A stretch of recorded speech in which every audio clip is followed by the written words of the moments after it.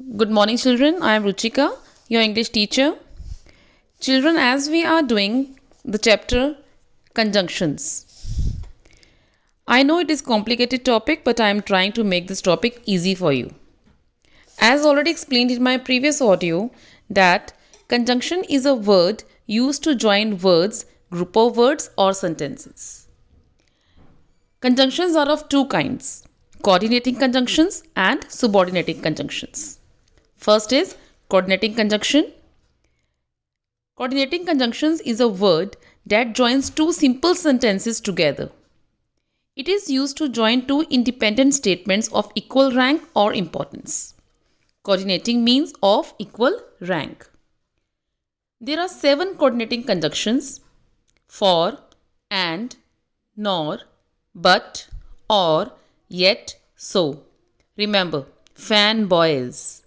F for, A and, N nor, B but, O or, Y yet, and S so. Second is subordinating conjunctions.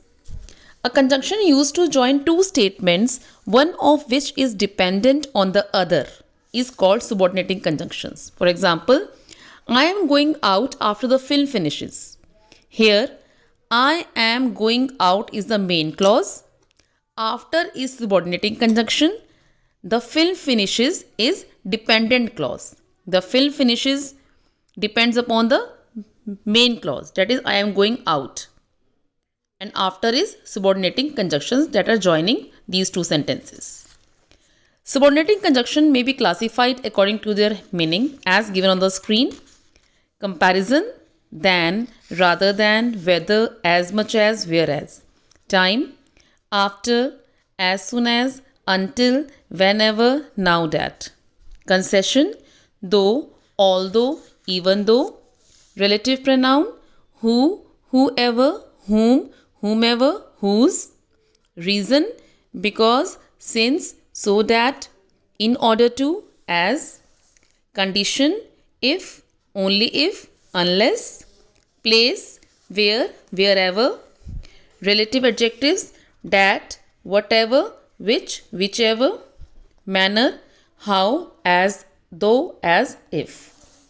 Children, don't forget to read the chapter conjunction given in your English grammar book. And remember that coordinating conjunction